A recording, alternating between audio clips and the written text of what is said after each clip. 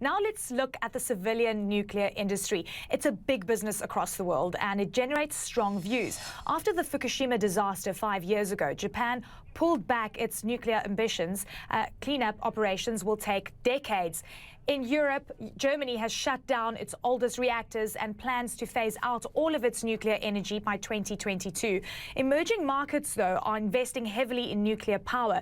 Brazil is planning to build 5 new reactors by 2030. Now, I want to bring in Jamie Metzl, a senior fellow at the US think tank, the Atlantic Council. Thank you so much, Jamie, for joining us. That's the reality. I mean, you've got nuclear enrichment. It's not something that resonates very well at the moment, but you've got countries that have existing nuclear power plants and some that see it as a viable option in the future. What is the actual future of nuclear power? Well, there is a future of nuclear power in the mix of how we humans get energy. In nuclear power, it's very clean, which is the upside. The downside is that there are a lot of dangers, and 2 of the most significant dangers are problems in the facilities themselves, like we saw with Fukushima. And the second is that these facilities could potentially become either targets for terrorists, or the radiological materials could go missing and be part of dirty bombs, which could be devastating for cities or as part of terrorist attacks around the world. So nuclear power isn't all bad, but it has the potential to be abused in very significant ways. Well, Jamie, I mean, there's something that you don't want to see, and that's nuclear weapons in the hands of ISIS.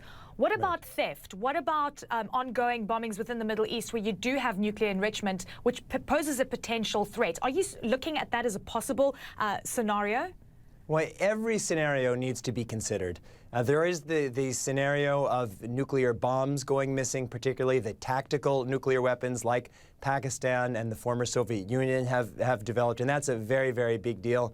If those were to get in the hands of terrorists, that obviously would be terrifying, but there are a lot of other types of bad acts that could be devastating for the world, including the dirty bombs and attacks on nuclear facilities themselves, and that's why it was so concerning that at least 2 of the ISIS terrorists in Belgium were surveilling nuclear facilities or the key personnel in those facilities.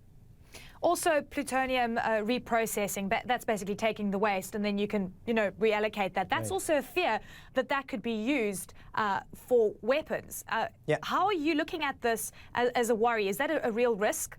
Oh, it's all a real risk, and it's very serious. And that's the essence behind this nuclear security summit that's happening in Washington, that's beginning, as you just mentioned, in under an hour, because there are so many different facets of this threat, and not all of it, most of it, is not even covered by international agreements. So what needs to happen is standards and norms and best practices, because 99% success in this effort isn't good enough.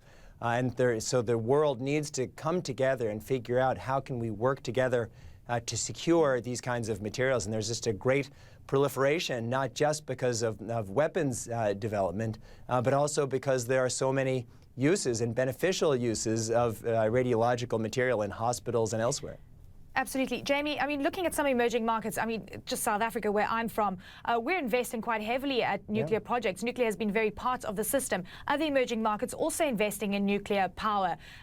The business behind nuclear, it's expensive to invest in it initially, but it's cheap form of power as well. Yes, it's cheap and it's good for the environment. If your biggest concern is climate change, it doesn't have the CO2 emissions like coal or oil. The problem is you need to do it really well and really securely.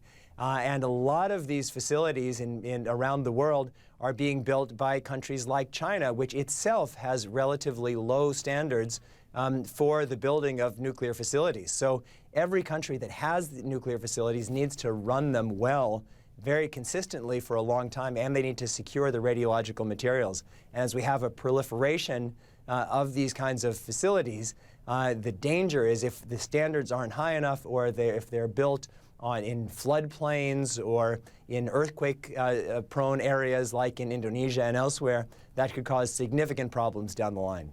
All right, Jamie, thank you very much for that update. Of course, Jamie Metzl joining us here in New York.